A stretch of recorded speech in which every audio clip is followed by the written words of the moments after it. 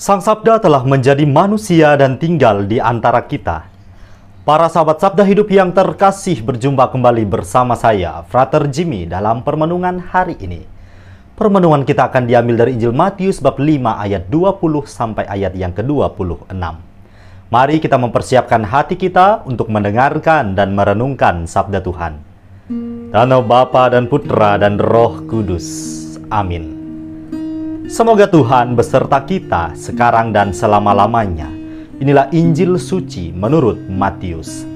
Dimuliakanlah Tuhan.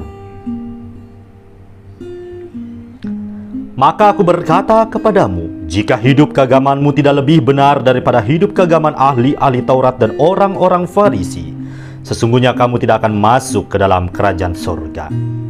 Kamu telah mendengar yang difirmankan kepada nenek moyang kita, jangan membunuh. Siapa yang membunuh harus dihukum. Tetapi aku berkata kepadamu, setiap orang yang marah terhadap saudaranya harus dihukum. Siapa yang berkata kepada saudaranya kafir harus dihadapkan ke mahkamah agama. Dan siapa yang berkata jahil harus diserahkan ke dalam neraka yang menyala-nyala.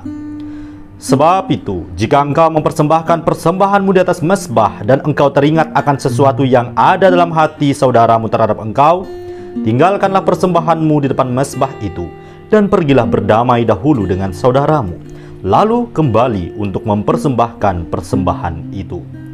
Segeralah berdamai dengan lawanmu selama engkau bersama-sama dengan dia di tengah jalan, supaya lawanmu itu jangan menyerahkan engkau kepada hakim, dan hakim itu menyerahkan engkau kepada pembantunya, dan engkau dilemparkan ke dalam penjara. Aku berkata kepadamu, sesungguhnya engkau tidak akan keluar dari sana sebelum engkau membayar hutangmu sampai lunas. Demikianlah sabda Tuhan. Terpujilah Kristus. Para sahabat Sabda Hidup yang terkasih, di dalam kehidupan ini tidak pernah kita yang namanya sungguh-sungguh seorang diri. Sejak kehadiran pertama kita di dunia saja, kita telah lahir di dalam keluarga yang mana kita mempunyai orang tua, saudara, dan anggota keluarga lainnya. Lebih luas lagi, kita hidup di tengah masyarakat, di tengah orang banyak. Hidup di tengah banyak orang tentu sedikit banyaknya juga membentuk diri kita. Bahwasanya kita senantiasa membutuhkan kehadiran orang lain. Kita perlu untuk membangun relasi dengan sesama. Sabda Tuhan hari ini mengajak kita sekalian untuk merenungkan seperti apa hidup yang baik harus kita jalani.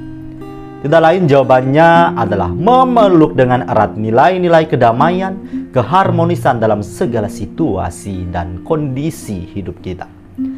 Semua dari kita tentu tahu konsep hidup yang damai itu seperti apa.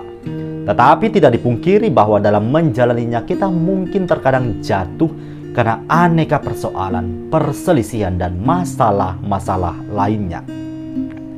Seperti halnya yang Yesus sampaikan melalui bacaan Injil hari ini. Apabila engkau sedang bermasalah dengan saudaramu, segeralah berdamai. Demikian pun apabila engkau sedang bermasalah dengan lawanmu, juga segeralah berdamai. Inilah muatan dari ajaran iman kita, bahwa kita sekalian dituntut untuk hidup dalam semangat kasih dan persaudaraan, saling mengasihi satu sama lain, meniadakan yang namanya permusuhan.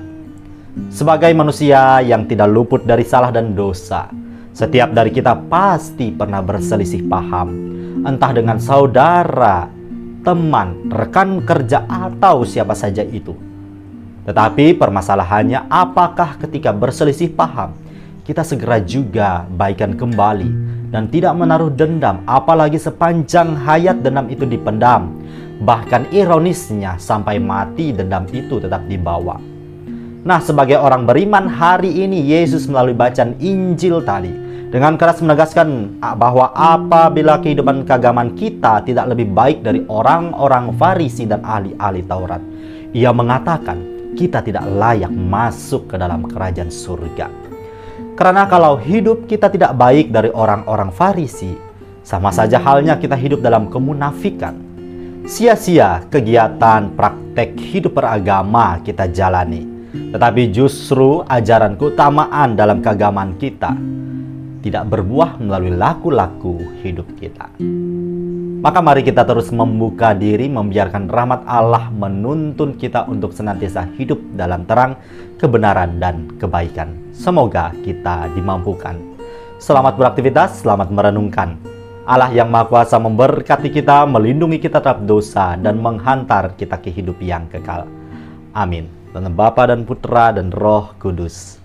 Amin.